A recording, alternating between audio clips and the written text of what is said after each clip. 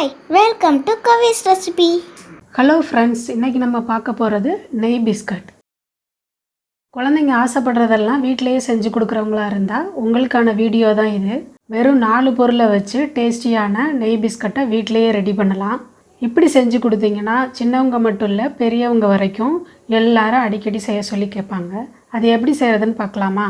அதுக்கு நீங்கள் எந்த கப்புலனாலும் அளவுகள் எடுத்துக்கலாம். ஆனால் அதே கப்புலேயே மற்ற பொருட்களையும் எடுக்கிற மாதிரி வச்சுக்கணும்.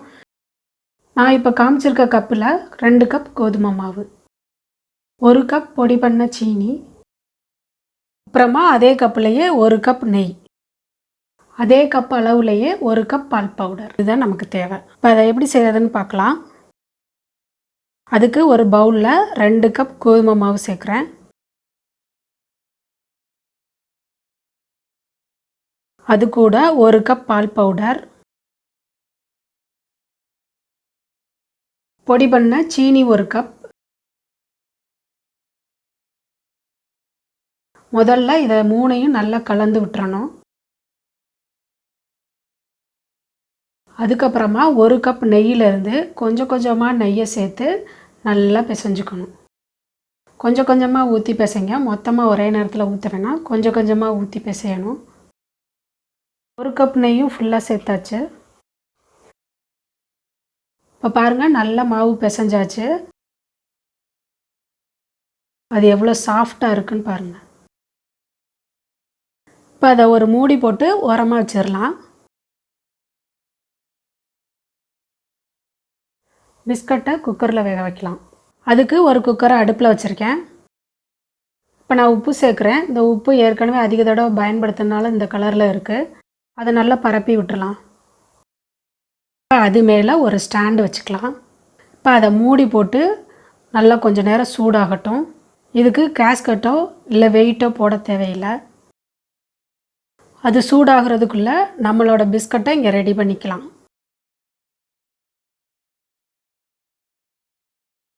ஒரு தட்டில் அடியில் கொஞ்சமாக நெய் தடவி வைக்கிறேன். நீங்கள் எதில் பிஸ்கட் வேக வைக்க போகிறீங்களோ அதில் கொஞ்சம் நெய் தடவிக்கோங்க.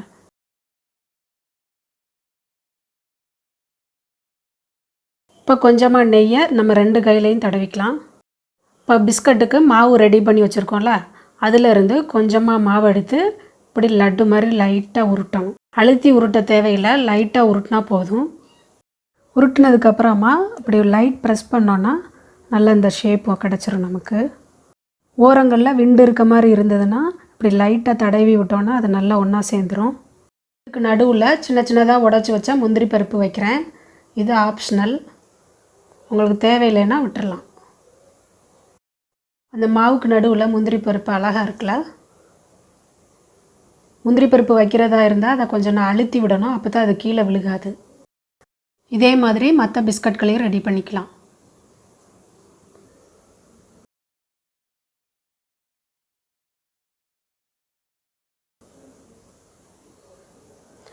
இப்போ குக்கர் சூடாயிருச்சான்னு பார்ப்போம்.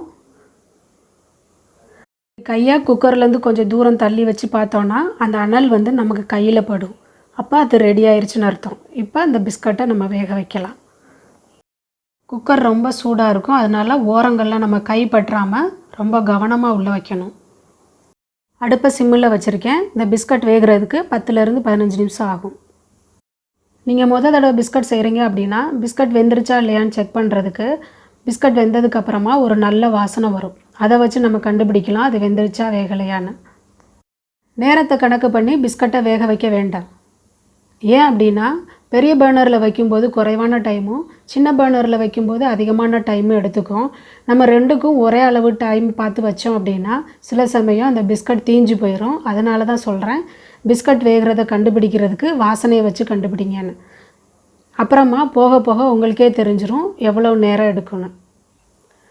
இப்போ எனக்கு பிஸ்கட்டோட வாசனை நல்லா வருது. இப்போ அதை ஓப்பன் பண்ணி பார்க்கலாம். வீடே நல்லா கமகமன்னு வாசனை வருது பாருங்கள். மேலே நமக்கு நல்ல கலர் கொஞ்சம் சேஞ்ச் ஆக ஆரம்பிச்சிருக்கு.